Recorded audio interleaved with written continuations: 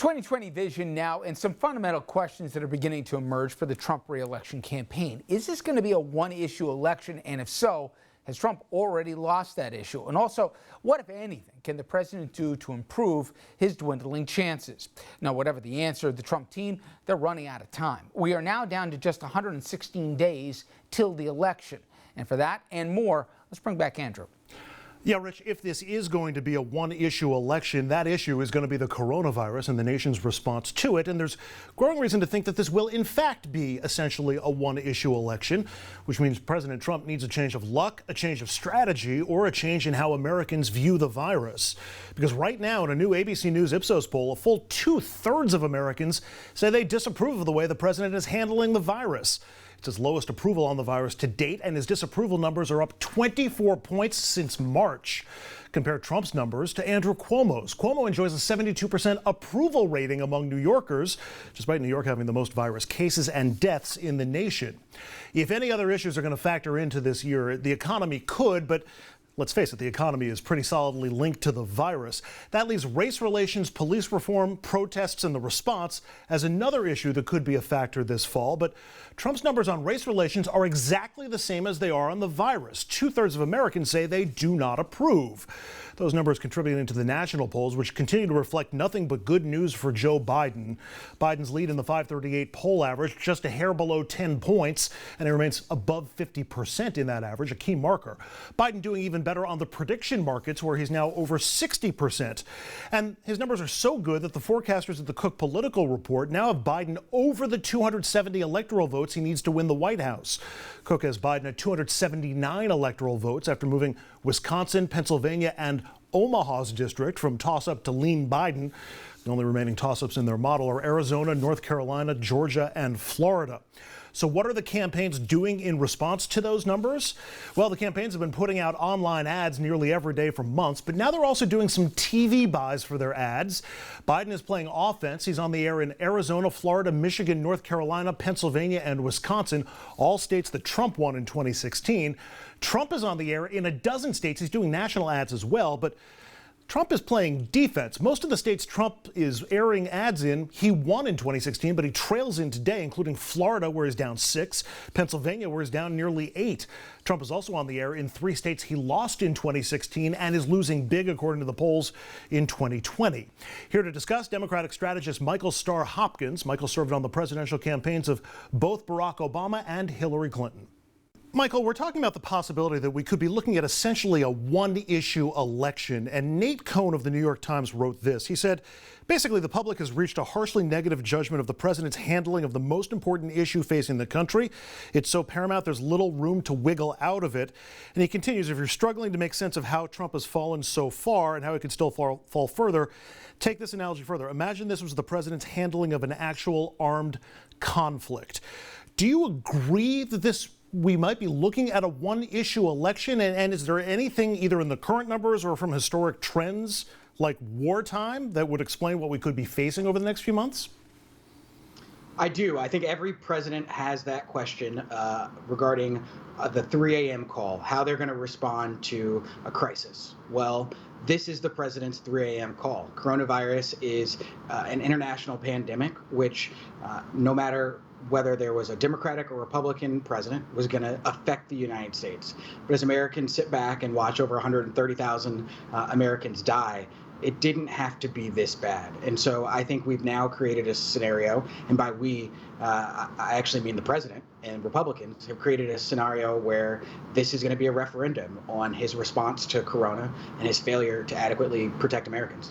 And even if the virus somehow improves, I'm not so sure that the president's going to be out of trouble. We showed earlier 67%, 2/3 of Americans disapprove of the president's handling on the virus. While in New York, 72% of New Yorkers approve how Governor Cuomo has handled it. New York still leads the nation in cases and deaths. Even if the numbers get better, is this still going to be hard for Trump to turn around his numbers when it comes to the virus? It is, because at its essence, this is about whether or not you can trust the president.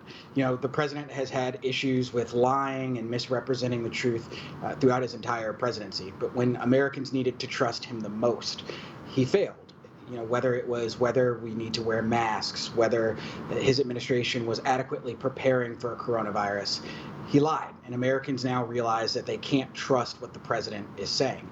And that goes both sides, whether you're a Democrat or a Republican. And the biggest issue he's going to deal with is the long-term ramifications of his failure to adequately prepare for corona, whether it be schools failing to open, whether it be athletics not happening in the fall, or the unemployment rate all across this country. There are ramifications that will outlast Donald Trump's presidency because of his failures. Strategy question for you. Trump is advertising on television in 12 states as well as doing some nationally. It's July. I'm curious what you make of that spending. He's certainly got the money, but what does that tell you about what the Trump campaign thinks their strategy is right now and their position is? Well, let me first say, I don't think the Trump campaign really has a strategy right now. If you look, they're scheduling rallies and canceling rallies. They're promising there's going to be 100,000 people at rallies, and they're getting 6,500. I think there's a lot of flailing around right now, and I think that comes from the president, because he can't stay on message. And so I think moving forward, what you're going to see is the president trying to defend his record in states where Republicans wouldn't normally have to defend that record. States like Georgia, states like Texas, North Carolina. And so what is going to happen to Republicans is there's only so much money you can use. And so when you start having to run ads in Arizona, you start having to run ads in Texas on a presidential election, you end up having a 50-state defense strategy. And when you are defending all 50 states, you can't actually hone in on a message that is going to work for different groups. Those Trump ads on the air are all looking to define Biden and may also explain why we're seeing attacks from Trump and his supporters on Tammy Duckworth, Elizabeth Warren. They're trying to link Biden to AOC and to Sanders. That kind of approach worked in 2016, painting Hillary Clinton as sort of the evil alternative. Will that work for Trump in 2020? Why might it? Why might it not? Well, so far it's failing miserably. And part of the reason is in 2016, people weren't necessarily voting for Donald Trump. They were voting against Hillary Clinton. She, for a lot of reasons, is a very polarizing and divisive person. You don't have that in Joe Biden. One of the things that Trump and his campaign are now struggling with is they're trying to paint Joe Biden as this leftist progressive warrior when everyone knows Joe Biden is a moderate.